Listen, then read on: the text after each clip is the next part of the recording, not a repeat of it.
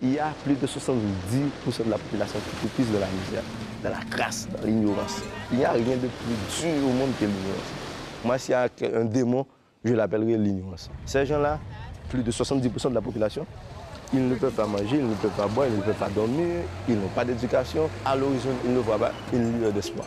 Pour eux, il faut briser le pays. Ils sont perdants, il faut que tout le monde perde. Même si ça brise, même si le pays meurt, tant pis parce qu'eux, ils sont déjà morts.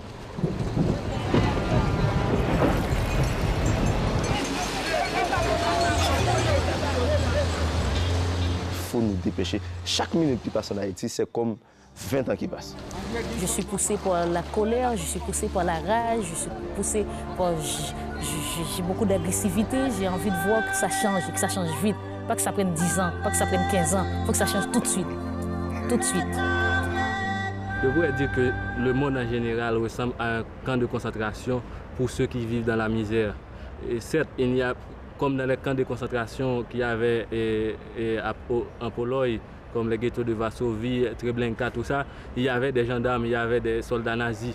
Mais maintenant, c'est la misère qui devient des soldats nazis. La misère est beaucoup plus terrible que les soldats nazis. C'est ce qui fait que je dis que le monde est devenu un camp de concentration pour tous ceux qui vivent dans la misère. C'est pas seulement Haïti. Ce matin, on se trouve dans le quartier qu'on appelle La Fossette. C'est un des quartiers les plus populeux du Cap-Haïtien.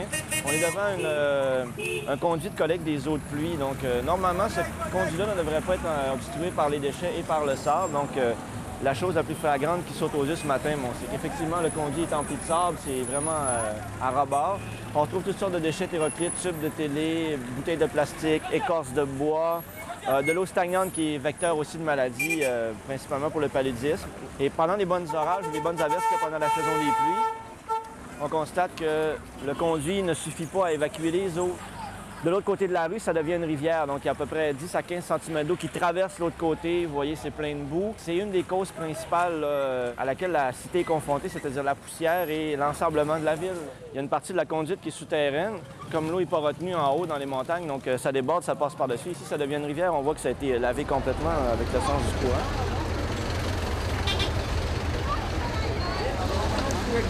Les gens qui meurent chaque jour de tuberculose, de malaria, chaque jour, les Haïtiens, les piqûres de paludisme, de moustiques, les gens qui vivent à même le sol, c'est une déchéance. C'est le déclin, c'est le commencement de la fin. L'espérance de vie, ça a aussi entre 40 et 48 ans. Le problème est grave, très grave. Ça garde de jour en jour. C'est la catastrophe.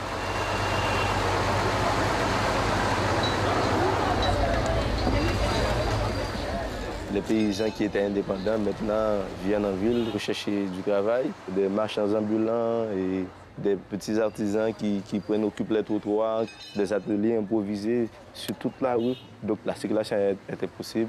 Bon, quand on pense que les paysans veulent sortir souvent la canne à sucre et les denrées ou les légumineuses qu'ils produisent en campagne, qui veulent les amener au marché. Avec l'état déplorable des routes, les véhicules vont tomber en panne, c'est des crevaisons, c'est des essieux qui cassent. Bon, les gens disent nous malhérer en pile. Malhérer, ça veut dire nous sommes malheureux. Qu'est-ce qu'on peut y faire? Alors on s'en remet à Dieu, on dit si Dieu voulait, si Dieu veut, il va se passer quelque chose. Je me demande, est-ce que vraiment la pauvreté est une anomalie ou bien c'est quelque chose voulu? C'est la grande question que je me pose en cette fin de siècle. Dans les 20 années qui viennent, il n'y aura plus d'électricité au Cap-Haïtien. Et quand j'étais petit, il y a 10 ans, il y avait de l'électricité 24/24. Maintenant, on n'a même pas d'électricité. L'électricité est rationnée au possible. Quand il y a l'électricité, c'est comme un privilège, c'est comme un luxe. Bon, à l'entrée de la ville du Cap, c'est l'anarchie, c'est le chaos, c'est le désordre, c'est les gens qui croupissent dans les mares d'eau stagnantes, qui doivent traverser à pieds nus là-dedans. Les carcasses de voitures traînent à droite et à gauche, les piles de fatras qui sont empinées un peu partout parce que les services de collecte de la ville sont totalement insuffisants à cause d'une trop grande charge portante de personnes, si on veut. Quand on se promène dans les rues, c'est comme s'il y avait un ouragan qui passait à chaque nuit dans la ville. On ne peut pas rester indifférent quand on voit des gens marcher pieds nus dans des excréments humains, quand les pluies arrivent et que les caniveaux débordent. On ne peut pas rester insensible à ça quand on pense aux maladies que ça cause, quand on pense à tous les problèmes au niveau des enfants aussi, les enfants qui meurent en bas âge.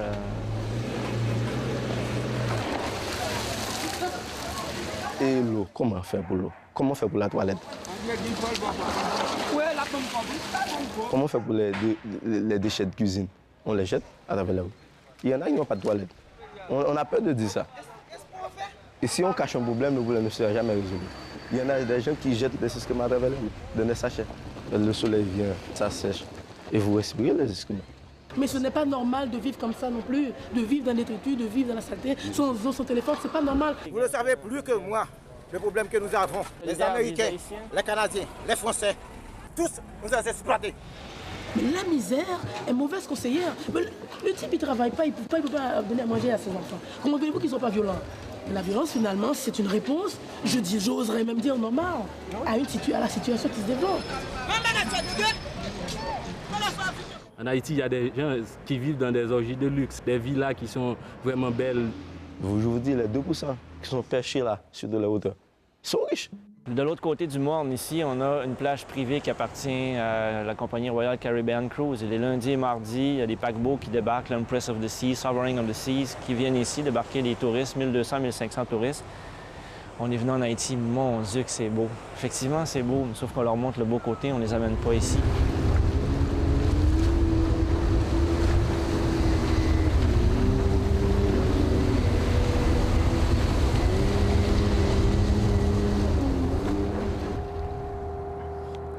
Ça s'appelle l'Abadie. Oui, c'est le beau côté, si on veut, de la région du nord d'Haïti. C'est une enclave touristique qui reçoit des bateaux de la compagnie Royal Caribbean Cruise chaque lundi, mardi. Donc, les gros paquebots qui viennent s'ancrer ici. Évidemment, les touristes sont enclavés, sont prisonniers. Ils n'ont aucune idée de la réalité, de ce qui pourrait les attendre de l'autre côté de cette montagne. C'est vraiment le paradis. On est à vol d'oiseau, on est à quoi, 5 minutes du Cap-Haïtien? À 5 minutes en vol d'oiseau, puis une demi-heure par la route. Et une route qui est d'ailleurs faite pour décourager les touristes de se rendre à Cap-Haïtien. La route est très difficile, surtout dans la saison des pluies. Et fait cocasse, c'est que la plupart des touristes qui arrivent ici sur le bateau, les gens ne croient pas qu'ils sont en Haïti, ils croient qu'ils sont sur l'île de l'Abadie, alors que pourtant cette partie nord de l'île fait bel et bien partie d'Haïti. C'est la côte nord d'Haïti. 10 000 touristes par semaine qui débarquent sur ce pit de sable. Oui, puis tout vient de l'extérieur, tout vient des États-Unis, il n'y a rien qui est fait au niveau local. Si on ne prend pas des mesures les plus promptes, les plus efficaces, des contraintes pour mettre le pays sur les rails, j'ai bien peur qu'on arrive à la phase irréversible, au point de non-retour. Quelle est ma part de responsabilité? Nos dirigeants sont nos premiers ennemis. Moi également, je suis responsable. Qu'est-ce qu'on va faire pour l'avenir? Mais qu'est-ce qu'on doit faire? Il faut qu'il y ait une éducation sur l'environnement, sur la vie au niveau des écoles. Intervenir en Haïti et débloquer la situation serait d'abord au niveau des jeunes. C'est responsabiliser les jeunes, c'est responsabiliser l'État haïtien, apprendre les jeunes à compter sur eux, à travailler, et l'école surtout, et aider les gens à comprendre que l'environnement, c'est la vie. Il faut d'abord que l'on apprenne à se passer de l'aide. Il faut que nous vivions selon nos moyens, selon nos possibilités. Si vraiment on se met à travailler, on se met à faire l'éducation. Moi, je crois que 10 années, il faut qu'il y ait des contraintes. Il faut qu'il y ait un gouvernement fort. Il faut qu'il y ait des hommes forts. Moi, je dis souvent qu'un peuple a le gouvernement qu'il mérite. Pour qu'on ait une nation forte, il faut qu'on ait des hommes forts. Il faut qu'on ait des hommes qui sont prêts à se sacrifier, qui sont prêts à prendre les risques pour faire face à ces difficultés-là. Je suis poussée par la colère, je suis poussée par la rage, je suis poussée par... J'ai beaucoup d'agressivité, j'ai envie de voir que ça change et que ça change vite. Pas que ça prenne 10 ans, pas que ça prenne 15 ans, il faut que ça change tout de suite. Tout de suite.